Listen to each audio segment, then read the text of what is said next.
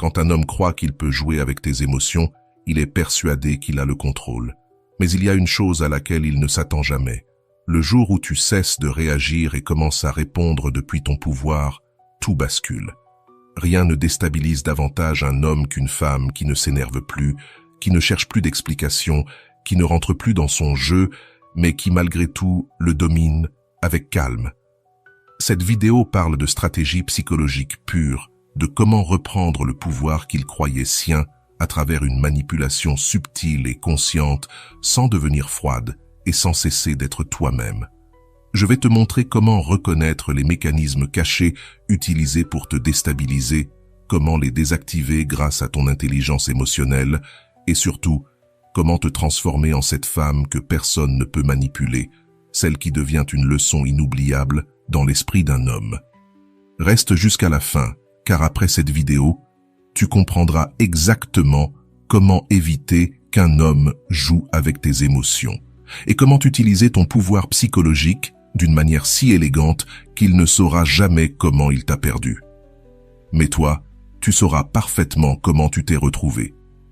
Quand un homme commence à se sentir confus, incertain ou trop attiré, son inconscient active souvent des mécanismes de contrôle.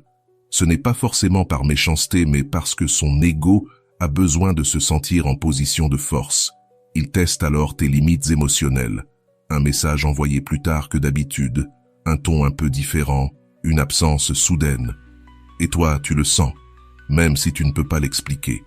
Ton corps se tend, ton esprit s'interroge. Est-ce qu'il a changé? Ai-je fait quelque chose de mal? Est-ce que je lui plais encore? C'est précisément là que le jeu commence. Il observe ta réaction, non pas avec ses yeux, mais avec son intuition masculine. Il sent si tu t'agites, si tu deviens plus disponible, si tu essaies de combler le vide. Et quand il remarque que tu t'inquiètes, son inconscient reçoit un message clair. Elle est émotionnellement connectée à moi. À cet instant, sans s'en rendre compte, il confirme son pouvoir psychologique. Ce jeu peut durer des semaines, des mois, parfois des années. Parfois, il n'y a pas de tromperie consciente, mais un déséquilibre énergétique. L'un donne, l'autre mesure. L'un espère, l'autre décide quand apparaître. L'un aime, l'autre calcule combien offrir. Et toi, tu t'épuises. Le pire, c'est que tu sens que tu ne peux pas partir. Parce que, même si tu vois le jeu, quelque chose en toi veut gagner. Tu veux comprendre, tu veux avoir la dernière parole émotionnelle. C'est ça, le piège invisible. Tu restes prisonnière d'un cycle d'auto-évaluation constant. Tu ne cherches plus à savoir s'il t'aime, mais si toi, tu as mal fait quelque chose. Et dans cette autocritique, tu perds ton pouvoir. Le moment décisif arrive quand une femme comprend qu'il ne faut pas chercher à comprendre le jeu, mais à en sortir. Et pour cela, il faut observer les petits gestes révélateurs. Il s'éloigne juste après une soirée intense, se montre affectueux puis froid, promet de te voir, mais reporte sans raison, te compare subtilement à d'autres femmes, ou disparaît pour revenir comme si de rien n'était. Ces comportements ne visent pas la connexion, mais l'évaluation de ton attachement émotionnel. Il veut savoir s'il peut encore te déstabiliser. Avant de continuer, si tu n'es pas encore abonné à ma chaîne YouTube, je t'invite à le faire dès maintenant. En t'abonnant, tu seras informé de toutes mes nouvelles vidéos, ce qui te permettra de ne rien manquer de contenu précieux. La majorité des femmes tombent dans le piège sans le savoir, car elles réagissent depuis la peur, peur de le perdre, peur de paraître distante, peur que le lien s'éteigne. Et cette peur se lit dans ton ton, ton regard, ton énergie. C'est ici qu'intervient le premier grand changement psychologique. Cesse de réagir, commence à observer. Au lieu de te demander « Qu'est-ce que j'ai fait de mal ?» demande-toi « Qu'est-ce qu'il cherche à mesurer avec ce comportement ?» À ce moment précis, tu sors du jeu, tu passes de joueuse à observatrice. Et cette posture change tout, car le mental masculin ressent immédiatement la différence. Le plus grand déséquilibre pour un homme, c'est une femme émotionnellement imprévisible, non pas par manipulation, mais par maturité. Une femme qui ne répond pas au désintérêt par l'anxiété, ni à la proximité par l'euphorie. Une femme qui voit le schéma, mais ne s'y laisse plus prendre. Quand il remarque que ces micro-tests de pouvoir n'ont plus d'effet, il perd le contrôle. Il devient confus. Avant, elle réagissait. Maintenant, je ne comprends plus. Et sans que tu aies à dire un mot, tu reprends le contrôle psychologique. Le mental masculin a besoin de se sentir maître de son environnement émotionnel. Mais lorsqu'il rencontre une femme qui ne dépend pas de son attention pour se sentir valable, toute sa structure interne vacille. Il ne peut plus projeter ses insécurités sur toi, il est obligé de les regarder en face. Et ça, pour son ego, c'est insupportable. C'est souvent à ce moment qu'il dit « Tu n'es plus la même, tu es distante ». Mais ce n'est pas de la froideur, c'est de l'équilibre, c'est la fin du jeu. La clé, c'est de reconnaître quand on te teste émotionnellement. Et le moyen le plus rapide, c'est d'observer tes propres impulsions. Chaque fois que tu ressens le besoin de te justifier, d'expliquer ou de demander pourquoi il a changé, respire et répète intérieurement « Ce n'est pas moi, pas de l'amour, c'est une épreuve de pouvoir ». Cette phrase brise le charme, parce que l'amour n'a pas besoin de jeu. C'est l'ego qui en a besoin. Et quand tu apprends à repérer ces tests et à rester dans ton axe, un phénomène fascinant se produit. L'homme qui jouait commence à te respecter. Son inconscient associe ta sérénité à une forme de supériorité émotionnelle. Tu n'es plus une pièce sur l'échiquier, tu es celle qui observe la partie. Et le plus puissant dans tout ça, tu n'as pas besoin de le dire, ton attitude parle pour toi. Quand une femme ne tombe plus dans les jeux, elle devient le miroir dans lequel un homme est forcé de voir sa propre immaturité. Et crois-moi, il n'y a rien de plus marquant pour lui que de découvrir que sa manipulation ne fonctionne plus. C'est à cet instant précis que le pouvoir change de main. Tu cesses d'être la proie pour devenir la leçon. Reste bien là, car dans la suite, tu vas comprendre pourquoi plus tu cherches à le comprendre, plus tu lui donnes de pouvoir sans t'en rendre compte, et comment inverser ce piège avec une précision psychologique implacable. Quand un homme t'envoie des signaux ambigus, tu les interprètes, il se sent important, et toi, tu finis épuisé, vide et confuse. Mais attention, ne confonds pas cela avec de la méchanceté ou de la froideur. Parfois, les hommes jouent sans même savoir qu'ils jouent. Ils ne font que chercher à réaffirmer leur pouvoir émotionnel, et même si cela semble injuste, c'est un instinct ancestral. Alors, comment couper ce cycle sans perdre ta nature aimante? La réponse ne réside pas dans le fait de t'éloigner de lui, mais de te rapprocher de toi-même. Au lieu de te demander « Pourquoi agit-il ainsi ?» demande-toi « Pourquoi cela m'affecte-t-il autant ?» Pourquoi j'essaie encore de comprendre quelqu'un qui, clairement, ne se comprend pas lui-même? C'est là que commence le changement. Parce qu'à partir du moment où tu cesses de chercher la compréhension à l'extérieur et que tu commences à observer tes propres schémas, l'énergie s'inverse. Ce n'est plus toi qui tourne autour de sa confusion. C'est lui qui commence à sentir qu'il a perdu son effet sur toi. Souviens-toi de ceci. Le vrai contrôle émotionnel ne consiste pas à tout comprendre, mais à savoir interpréter sans t'impliquer. Tu n'as pas besoin de justifier son comportement, ni d'analyser chacune de ses paroles. Contente-toi de l'observer depuis cette distance intérieure que procure la clarté. Je vais te partager une pratique psychologique que j'enseigne à de nombreuses femmes. Chaque fois que tu ressens l'envie de trop réfléchir à ce qu'il a fait, arrête-toi et répète mentalement 3 fois « Cela n'a rien à voir avec moi ». Cette phrase, bien que simple, coupe le flux d'énergie qui le nourrit. En la répétant, tu rappelles à ton esprit que son comportement ne définit ni ta valeur ni ta place. Une femme qui maîtrise cette capacité devient un mur émotionnel impénétrable. Non pas parce qu'elle est froide, mais parce que son attention n'est plus gratuite. Et lorsqu'un homme s'en rend compte, quand il perçoit que sa confusion ne te confond plus, tout change. Son ego perd le contrôle et sa psyché commence à chercher une nouvelle façon de se valider en t'admirant. C'est là que le jeu se renverse complètement. Car tu ne cherches plus à le comprendre, c'est désormais lui qui cherche à te comprendre. Cette inversion d'énergie en psychologie s'appelle la restitution du pouvoir psychique, le moment où tu cesses d'être le reflet de son chaos pour devenir le miroir de sa clarté. Alors, ne tombe pas dans le piège de la validation. Chaque fois que ton esprit veut t'interpréter, souviens-toi, tu n'as pas besoin de comprendre pour conserver ta valeur. Quand tu atteins ce niveau, tu deviens une femme émotionnellement inaccessible à toute manipulation. Et paradoxalement, c'est justement cela qui éveille la plus forte attraction inconsciente. Reste ici, car dans la suite, tu vas découvrir comment rester émotionnellement invulnérable sans perdre ton magnétisme, pour que ta sérénité ne soit pas perçue comme de la froideur, mais comme un véritable pouvoir psychologique. Le véritable pouvoir ne consiste pas à bouger les pièces de l'autre, mais à dominer ton propre échiquier. Lorsqu'une relation toxique se maintient, c'est souvent parce que tu continues, sans t'en rendre compte, à nourrir le lien émotionnel. Le véritable contre-attaque, celle qui désarme son ego et le confronte en silence, consiste à briser la structure qu'il croyait acquise. Voici comment cela fonctionne. Quand un homme pense qu'il a du pouvoir sur tes émotions, il se détend. Pas parce qu'il est cruel, mais parce que son esprit suppose qu'il te possède déjà. Cette sensation lui donne une sécurité psychologique.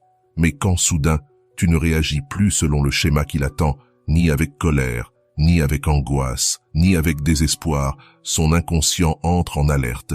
Il vient de perdre son point de contrôle, et à cet instant précis naît la confusion. Il se demande « Qu'est-ce qui a changé?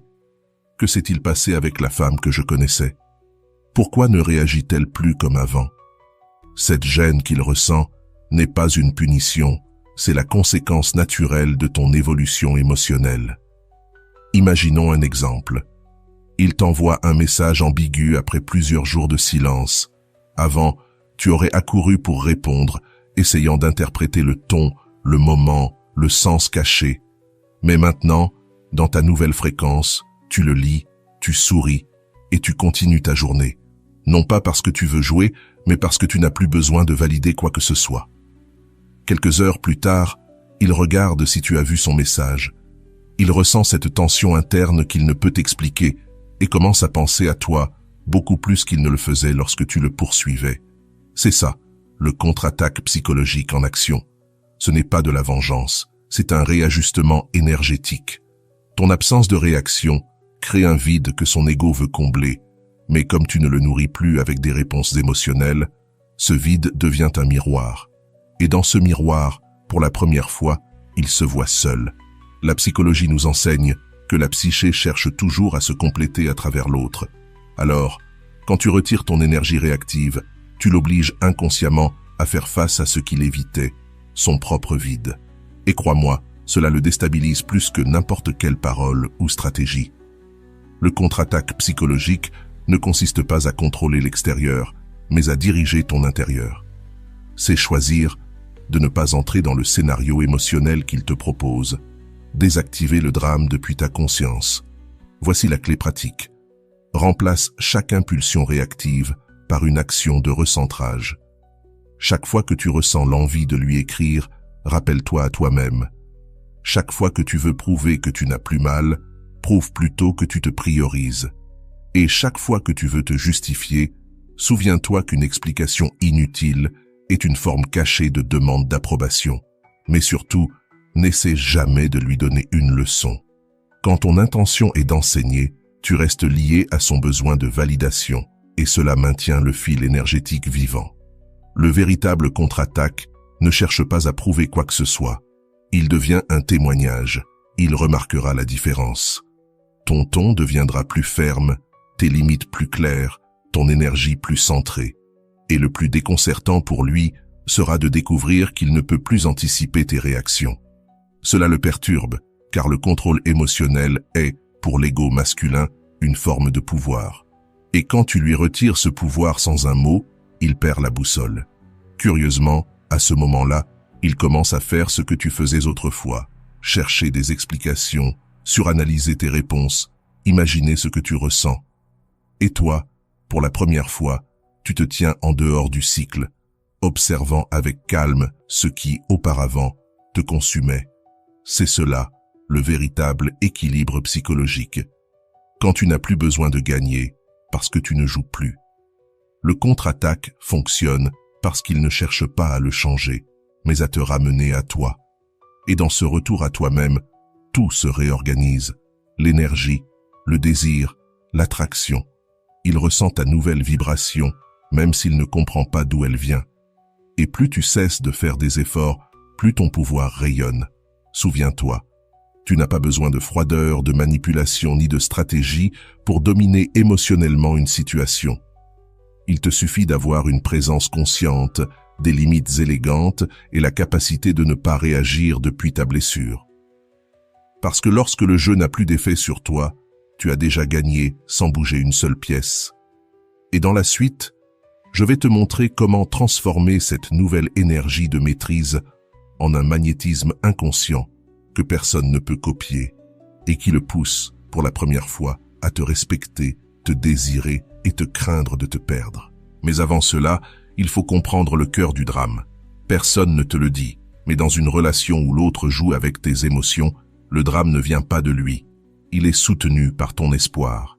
Ce n'est pas une critique, c'est une révélation.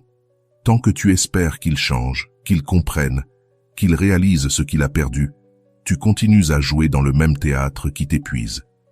Sortir du drame ne veut pas dire partir physiquement. Cela signifie descendre de la scène émotionnelle où il croit encore te tenir captive. Le véritable Sier Maestro, la fermeture maîtresse, n'est pas dire « je m'en fiche », c'est atteindre le point où tu n'as vraiment plus besoin que cela t'importe. C'est le moment où toute l'énergie que tu investissais à comprendre, à justifier ou à supplier, tu la rediriges vers ta reconstruction. Vois-le ainsi, il était l'examen, tu étais la leçon. Et maintenant que tu l'as compris, tu n'as plus besoin de repasser la matière. Sortir du drame, c'est rompre avec le réflexe de l'ego qui te pousse à répondre, à prouver que tu as raison, à envoyer ce dernier message, cette dernière explication. Ces dernières fois sont des pièges émotionnels, des formes sophistiquées de rester dans le même schéma de dépendance affective. Le véritable Sier Maestro est psychologique, pas physique. Il commence quand tu acceptes que tu n'as pas besoin de validation pour te sentir complète.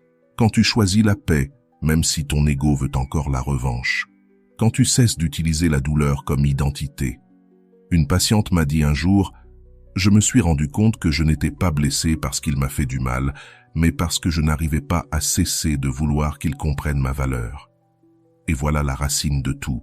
Ce n'est pas la perte qui fait mal, c'est d'avoir donné ton pouvoir à quelqu'un qui ne savait pas le porter, comme l'a dit Jung, jusqu'à ce que tu rendes conscient l'inconscient, il dirigera ta vie et tu appelleras cela le destin.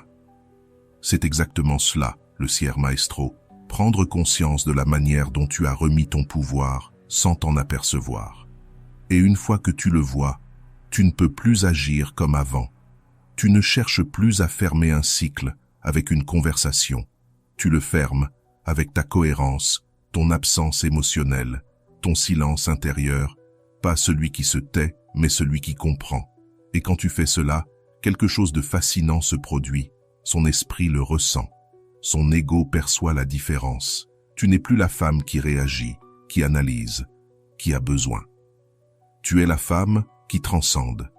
Et cela, crois-moi, le frappe plus fort que n'importe quelle indifférence forcée. Il n'y a pas de punition plus douloureuse pour un homme qui a joué avec tes émotions que de te voir transformer ta douleur en puissance, ton histoire en sagesse. Il ne comprendra pas pourquoi, soudain, son influence s'est évaporée, pourquoi son absence ne pèse plus, pourquoi ses mots ne t'atteignent plus. Mais son inconscient, lui, le saura. Il a perdu l'accès à ton énergie. C'est là que tu deviens sa plus grande leçon, non parce que tu le lui dis, mais parce que ta transformation l'oblige à faire face à la vérité qu'il craignait le plus. Son pouvoir sur toi n'a jamais été réel. Il n'existait que tant que tu le lui donnais. Et voici la plus belle partie. Le Sier Maestro ne cherche pas la vengeance, mais la libération. Il ne vise pas à laisser une trace chez lui, mais à effacer la blessure en toi. Quand tu fais cela avec compréhension et non avec rancune, ton énergie change de fréquence. Ton histoire ne vibre plus comme un traumatisme, mais comme une sagesse. Et cette vibration te libère non seulement de lui, mais aussi de tout futur schéma de dépendance. Alors, si tu en es à ce point où tu es fatigué de pleurer, d'analyser, de lutter, félicitations. Tu es prête pour le Sier Maestro. Es-tu prête à regarder en arrière sans culpabilité, sans besoin de justice, avec la satisfaction intérieure de celle qui n'a plus besoin d'être comprise pour se savoir complète? Je te le répète avec certitude, quand tu choisis la paix plutôt que le drame, tu deviens l'expérience qui le marque à jamais. Tu deviens cette femme qu'on n'oublie pas, parce que le drame peut divertir son ego, mais ta transformation lui enseigne une leçon qu'il n'oubliera jamais. La seule femme qu'on ne peut pas remplacer, c'est celle qui a appris à partir sans bruit et à guérir sans demander la permission. Et si tu parviens à cela, tu n'auras plus besoin de démontrer ta force, car ton énergie parlera pour toi chaque fois qu'il tentera de t'oublier, et ne pourra se souvenir que de toi comme de la leçon qui a changé son histoire. Voici la conclusion. Maintenant, tu comprends quelque chose que très peu de personnes réalisent. Il ne s'agit pas de gagner le jeu émotionnel, mais de quitter le plateau avec dignité. Car lorsque tu cesses de réagir depuis ta blessure, lorsque tu n'essaies plus de prouver quoi que ce soit, lorsque ta paix vaut plus que d'avoir raison, c'est là que tu récupères réellement ton pouvoir. L'homme qui un jour a joué avec tes émotions ne t'oublie pas pour ce que tu as dit, mais pour le calme que tu as laissé derrière toi, le jour où tu as décidé de ne plus jouer. Cette sérénité le déconcerte, car c'est le genre de force qui n'a pas besoin de s'imposer. Et c'est à ce moment précis qu'a lieu la véritable inversion psychologique. Ce n'est plus toi qui cherches à le comprendre, c'est lui qui passe ses nuits à tenter de te comprendre. Ta croissance devient son miroir, ta liberté devient son vide, et ton silence intérieur devient la leçon qu'il n'a jamais vue venir. La psychologie profonde enseigne qu'on ne s'illumine pas en imaginant des figures de lumière, mais en rendant consciente notre propre obscurité.